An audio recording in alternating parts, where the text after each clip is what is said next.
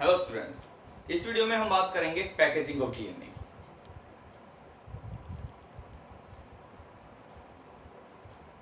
Packaging of DNA. अब packaging of DNA हुई तो हुई कैसे और क्यों हुई, क्यों जरूरत पड़ी। अगर हम यूकैरियोटिक सेल की बात करते हैं सॉरी यूकैरियोटिक सेल, अगर हम एक यूकैरियोटिक सेल की बात करते हैं तो ह्यूमन डीएनए जो होता है वो 2.2 मीटर का है। टोटल ह्यूमन डीएनए मींस अगर हम एज्यूम करें इट्स अ सेल, सेल के अंदर भी सेल ऑर्गेनेलिज होंगे और उसके अंदर एक न्यूक्लियस होगा। न्यूक्लियस के अंदर पाए जाने वाले टोटल डीएनए की जो लेंथ है वो 2.2 मीटर है। और हम कैसे कैलकुलेट कर सकते हैं, ह्यूमन डीएनए सीक्वेंस अगर हमें कैलकुलेट करना है तो हम क्या करेंगे, total number of base pairs, total number of base pair multiply by distance between two base pairs.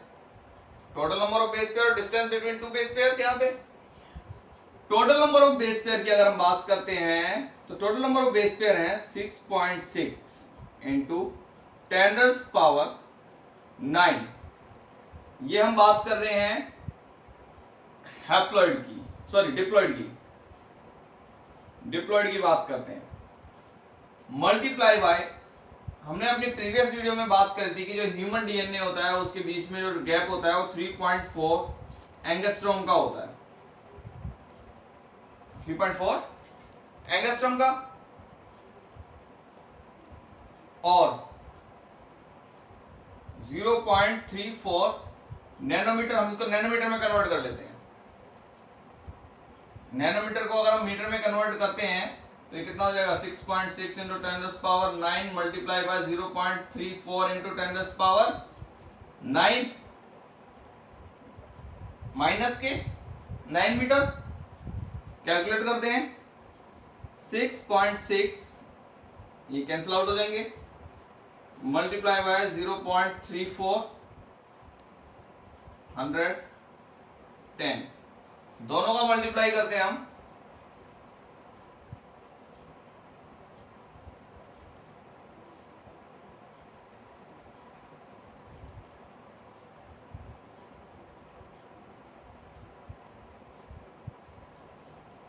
It's approx 2284 divided by 1000 और ओवरऑल 2.284 मीटर। नाउ द क्वेश्चन इज कि इतने बड़े डीएनए के अगर हम लेंथ की बात करते हैं, इससे हम ये तो हमने डिप्लॉइड की बात करी। अगर हम ह्यूमन जीनोम की बात करते हैं, ह्यूमन जीनोम, जीनोम का मतलब है सिंगल स्ट्रैंड की बात करते हैं, दैट इज 3.3 इंटू 10⁻⁹। हम उसको भी इसी तरीके से कैलकुलेट कर सकते हैं। इसके अलावा अगर हम बात करते हैं 174 बैक्टीरियोफेज की, single strand,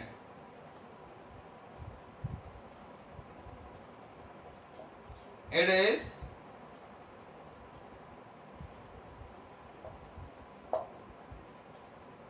5386 lambda bacteriophage.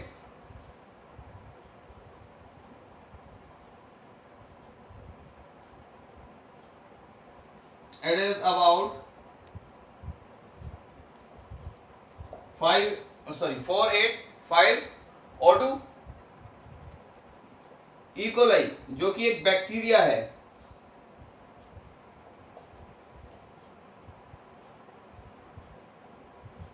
Four 4.6 into 10⁻⁶। तो इन सभी को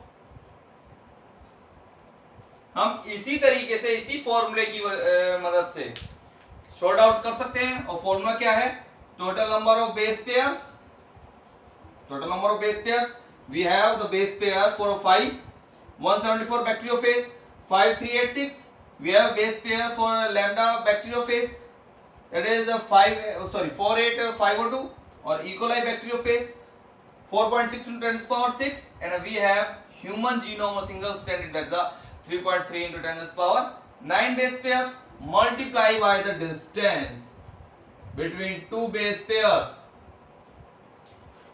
and in this we calculated it with the help of multiply by 0.34 nanometer, the distance between two base pairs. So we calculate the length of the DNA for these also by this method. Now the typical question is that कि एक 2.2 metre का जो DNA है वो छोटे से nucleus के अंदर किस तरीके से फिट हो गया, कुछ तो सीक्वेंसेस होंगे उसके। अब हम उन्हीं की बात करते हैं यहां पर।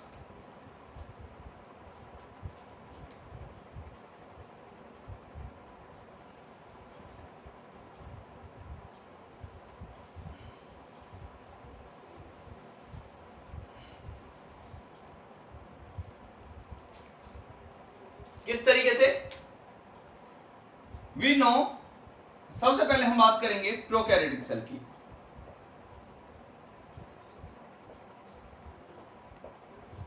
हमको पता है अच्छे से कि प्रोकैरियोटिक सेल के अंदर न्यूक्लियस नहीं होता। मींस हमने एक सेल बनाई, एक प्रोकैरियोटिक सेल है, इसके अंदर न्यूक्लियस नहीं है, जो भी डेंस मटेरियल है वो इस तरीके से रैप्ड है। मतलब मींस जो जेनेटिक मटेरियल डीएनए है वो सेल के अंदर ही रैप्ड है यहाँ पर। तो इस तरीके के डीएनए को रैप्ड करने के लिए प्रोटीन, पॉजिटिवली चार्ज प्रोटीन की जरूरत होती है।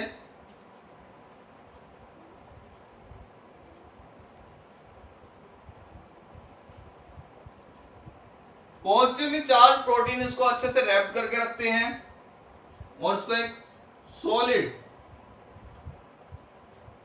सुपर कॉइल्ड स्ट्रक्चर की फॉर्मेशन करते हैं, जिससे जितना भी जेनेटिक मटेरियल है वो सेंटर में डिपॉजिट हो जाए।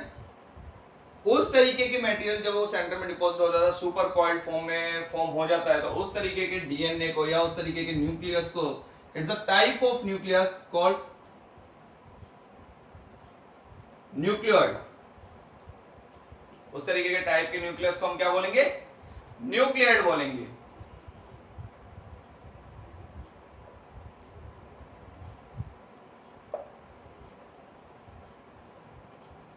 Next is genotype, sorry eukaryotic cell.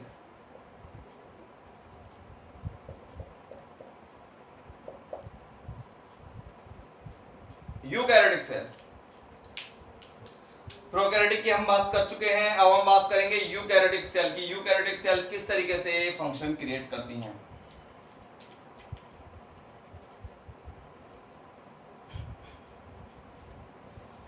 हमने जब यूकैरियोटिक सेल की बात करी, ह्यूमन जीनोम की बात करते हैं, इट्स लेंथ इज 2.2 मीटर। तो उसको रैप करने के लिए हमें पता है ना, यूकैरियोटिक सेल जो डीएनए होता है, DNA carrying a negative charge. अब now the question is that कि डीएनए के पास ऐसा क्या है जिससे उस पे नेगेटिव चार्ज आ गया। डीएनए के पास फॉस्फेट ग्रुप है, फॉस्फोरिक एसिड H3PO4 प्रेजेंट है। डीएनए की जो बैकबोन बनी हुई है वो पेंटोस शुगर और फॉस्फेट ग्रुप से बनी हुई है, और उस पूरी सीक्वेंस ऑफ लेंथ में जो फॉस्फोरिक एसिड है वो डीएनए को नेगेटिव चार्ज प्रोवाइड करेगा। यहाँ पर जब उसने डीएनए को नेगेटिव चार्ज प्रोवाइड कर दिया तो ऑब्वियस हमें अब एक पॉजिटिव चीज की जरूरत है, और जो पॉजिटिव चीज है जिससे कि वो डीएनए बन जाए। अब पॉजिटिव चीज के लिए हम क्या करेंगे, यहां पे एक प्रोटीन लिया, हिस्टोन प्रोटीन। हिस्टोन प्रोटीन, हमें पता है प्रोटीन जो है वो एक पॉलीमर है, मेस एक लंबी चेन है जो छोटी छोटी यूनिट से मिलकर बनी हुई है। हिस्टोन में जो सबसे ज्यादा यूनिट पाई जाएंगी वो लाइसिन और आर्जिनाइन की पाई जाएंगी। अब दोनों ही जो अमीनो एसिड हैं, ये दोनों के दोनों ही अमीनो एसिड्स हैं, अमाइनो एसिड, दोनों अमाइनो एसिड हैं, दे कैरिंग पॉजिटिव चार्ज। जब इन दोनों पे पॉजिटिव चार्ज होगा तो ऑब्वियसली हिस्टोन पे भी क्या चार्ज हो जाएगा, पॉजिटिव चार्ज, पॉजिटिव चार्ज होगा। अब हम बात करते हैं हिस्टोन की। हिस्टोन जो होते हैं डीएनए की पैकिंग में जो यूज हो रहे हैं, they are of 5 types of histone, 5 types of histone. वो 5 टाइप कौन कौन से हैं? H1 histone 1, H2A, H2B, H3, H4, they are of 5 type of histone, but packing में जो यूज हो रहे हैं ये होंगे 4, ये 4 मॉलिक्यूल यूज होंगे। अब एक चीज और देखते हैं हम यहां पे,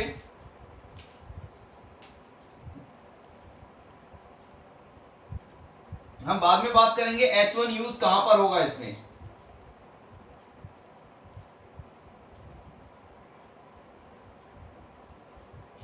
ये 4 प्रोटीन्स हैं, सॉरी अमीनो एसिड्स हैं जो हिस्टोन की फॉर्मेशन कर रहे हैं, और हमने इनको नाम दिया H2A, H2B, H3, H4।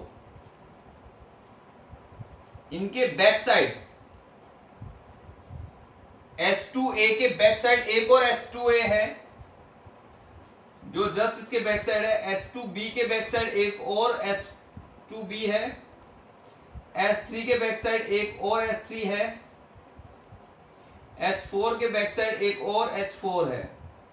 Means 4 molecules हमें सामने से नजर आ रहे हैं और 4 जस्ट इसके बैक साइड है जो हमें नजर नहीं आ रहे। तो ओवरऑल अगर हम बात करते हैं कैलकुलेट करने की तो 4 यहाँ है, 4 जस्ट इसके बैक साइड है।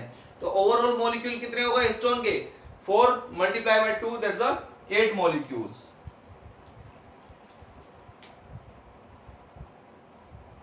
H2A, H2B, H3, H4 multiply by 2 equal to में 8 मॉलिक्यूल्स।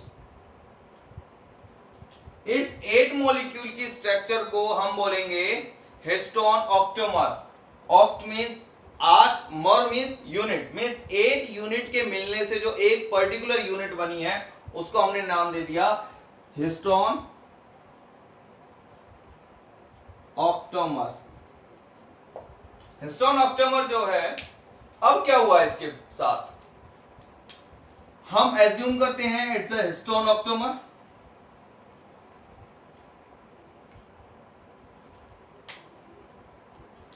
इसके ऊपर ये डीएनए आया,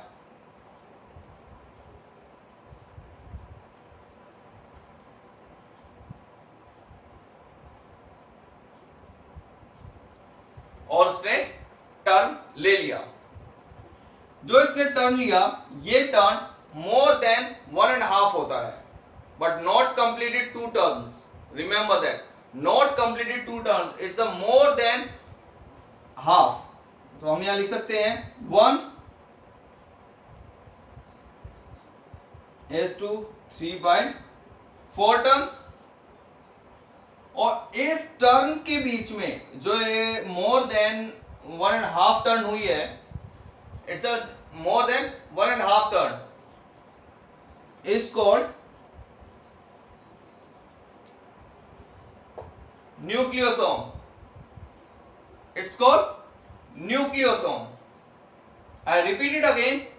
Histone octamer, named it here.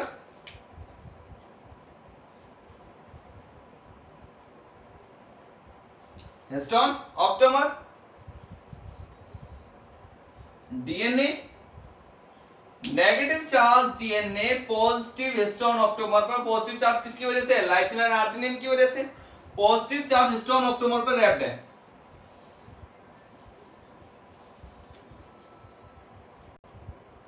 तो यहां पे क्या हुआ, जो डीएनए, इट्स अ डीएनए, ये नेगेटिव चार्ज डीएनए है, पॉजिटिव चार्ज हिस्टोन ऑक्टोमर है। इस पर पूरा रैप्ड हो गया। इस पूरे स्ट्रक्चर को हम बोलेंगे न्यूक्लियोसोम। क्या बोलेंगे? न्यूक्लियोसोम। न्यूक्लियोसोम के पास 200 बेस पेयर है, 200 बेस पेयर है। न्यूक्लियोसोम के पास कितने बेस पेयर है? 200 बेस पेयर है यहां पर। बट अभी तक हमने बात नहीं करी यहां पर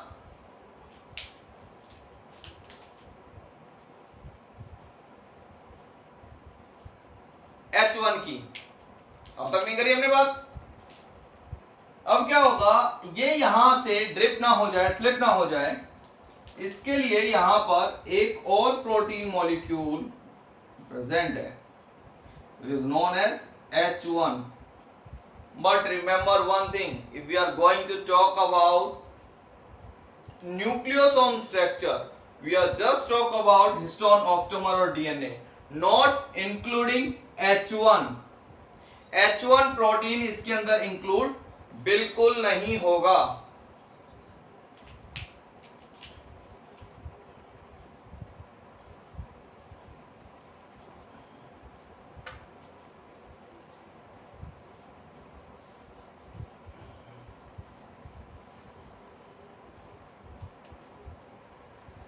अब जो कि न्यूक्लियोसोम बनकर आया है, तो हमने क्या देखा,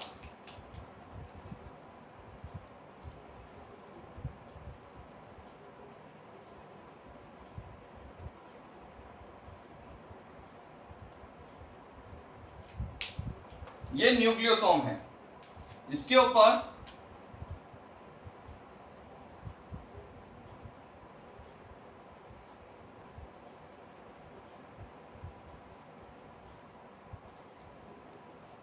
इस तरीके से डीएनए रैप्ड है, यूनिट बन रही है, ये सुपर क्वाइल्ड हो गया, न्यूक्लियोसोम सुपर क्वाइल्ड हो गया। सुपर क्वाइल्ड होने से क्या हुआ, जब ये सुपर क्वाइल्ड हुआ तो देखा गया कि 4 न्यूक्लियोसोम एक स्ट्रक्चर बना रहे हैं।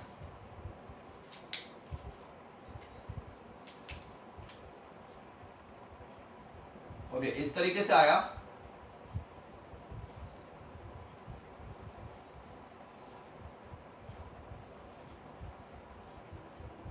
ये एक स्ट्रक्चर,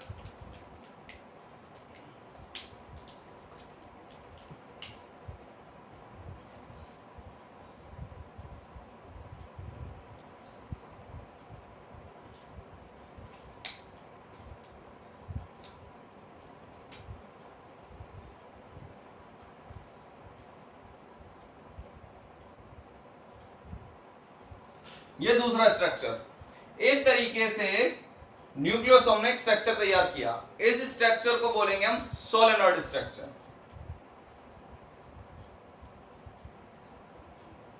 सोलेनॉइड स्ट्रक्चर मींस इस स्टेज में न्यूक्लियोसोम अपने आप को रीअगेन रिकॉइल्ड कर रहा है। नेक्स्ट में हमने देखा जो सोलेनॉइड है वो भी आपस में कॉइल्ड हो गए, रिकॉइल्ड हो जाते हैं सोलेनॉइड भी। तो हम जस्ट ये देखते हैं कि सोलेनॉइड जो है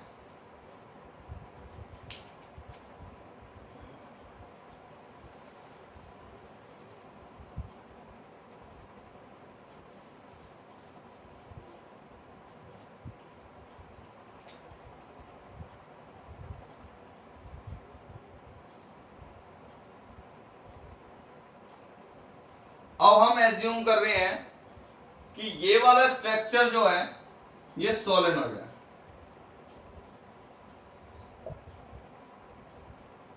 एक, और हम इसको मान रहे हैं कि ये एक सोलेनॉइड है, तो दे आर 4 सोलेनॉइड स्ट्रक्चर।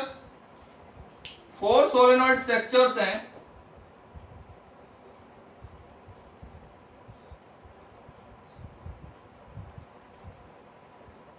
रिकॉइल्ड हो गए। इस स्टेज को बोल दिया सुपर सोलेनॉइड।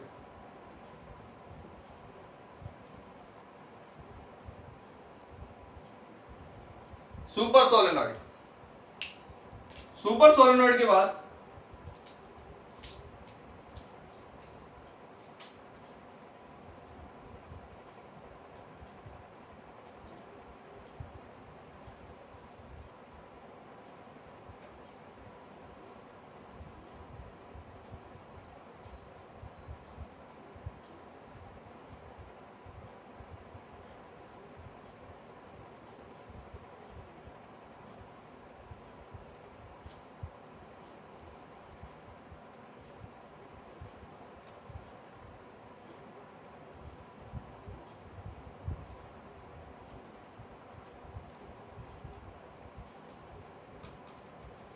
क्रोमोसोम फॉर्मेशन हुई। क्रोमोसोम फॉर्मेशन कहां से हुई?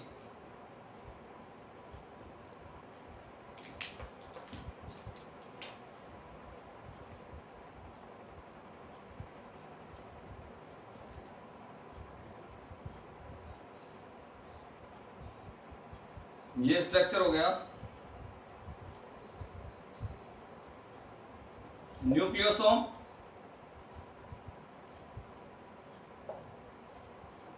ये स्ट्रक्चर हो गया solenoid, super solenoid. Super solenoid जो स्ट्रक्चर है, इस स्ट्रक्चर को अगर स्टेन डालकर माइक्रोस्कोप में देखा गया, जब स्टेन डाल के माइक्रोस्कोप में कलर करके देखा गया तो ये कुछ इस तरीके से नजर आए।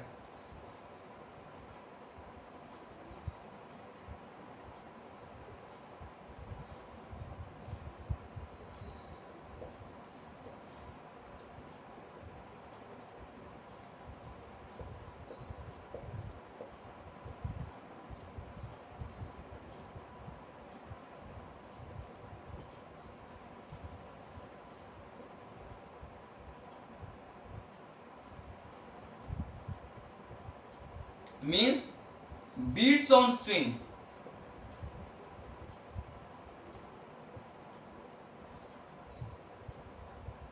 beads on string, धागे में मोतियों की तरह। It is like to be a garland, so it's look like that. In a string some beads are wrapped or attached, so it is also known as beads on string structure, or it is a fiber like structure, so called as chromatin fiber. It is also known as chromatin fiber here. So what we have to do, just recall it. First of all,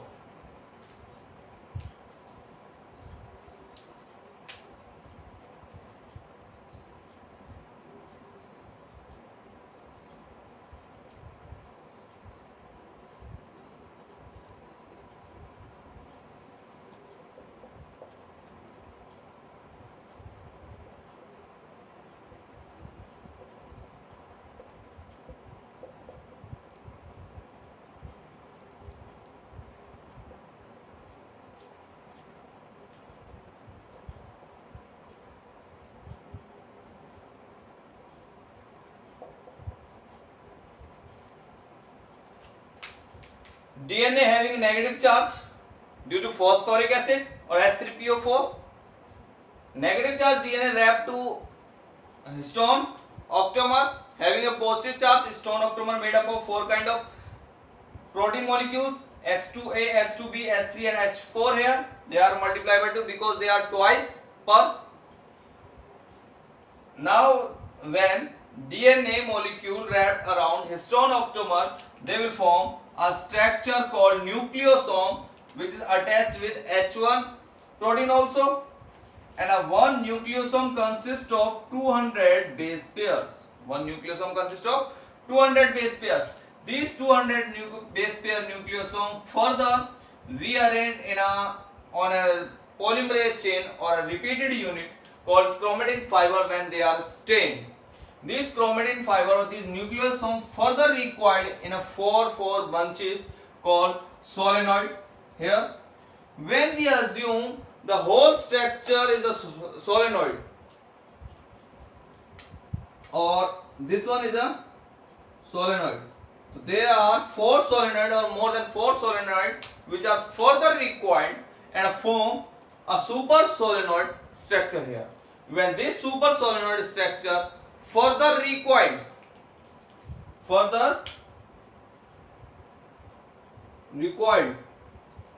in metaphase, then it will form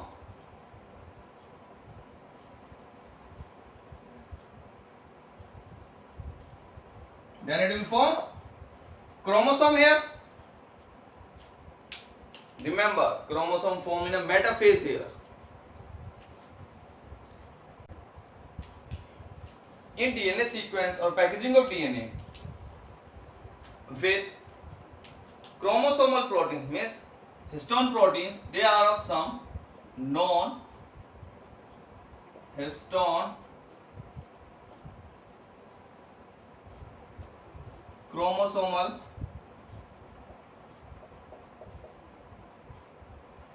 proteins. There are some non-histone chromosomal proteins also there. First is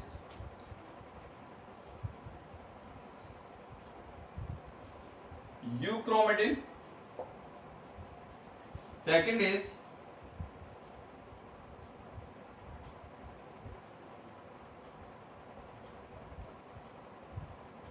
heterochromatin.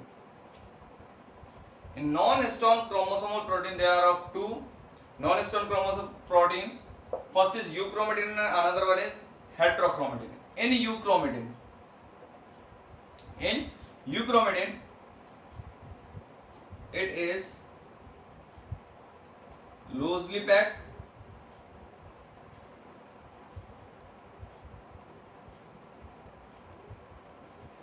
It is tightly packed. Whenever it is loosely packed, it is functionable.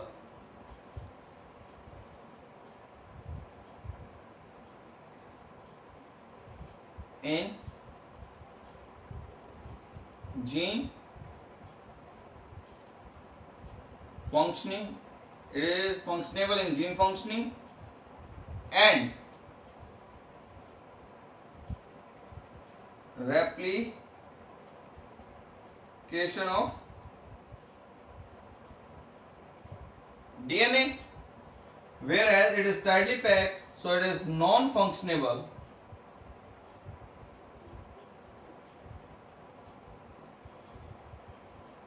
in gene regulation. Gene regulation means mRNA formation.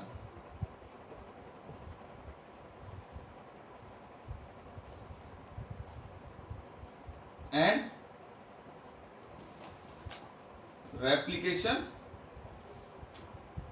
of DNA.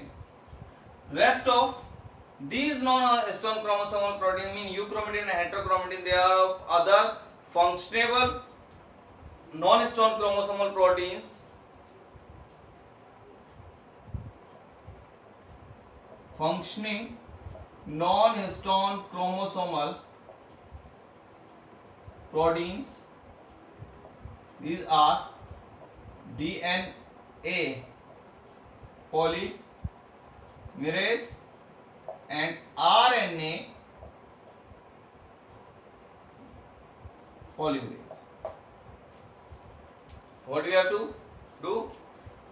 Rest part of packaging of DNA is non-histone chromosomal proteins, which are also useful. They are not in functioning of chromosome formation, they are not in functioning of nucleotide formation, they are not in functioning of any kind of structural or binding or packaging of DNA formation. But rest of these, they are functionable in binding of proteins and DNA also. Non-histone chromosomal protein, because they are not the part of histone molecules, they are not the part of histone molecule, but they are used in a packaging. So euchromatin, it is loosely packed, whereas heterochromatin tightly packed. Euchromatin loosely packed, that's why it is functionable, and in a DNA replication and a formation of gene regulation or a gene functioning or formation of mRNA, tRNA as well as rRNA, whereas tightly packed DNA or a heterochromatin non-functioning in any kind of formation of a gene or replication of DNA.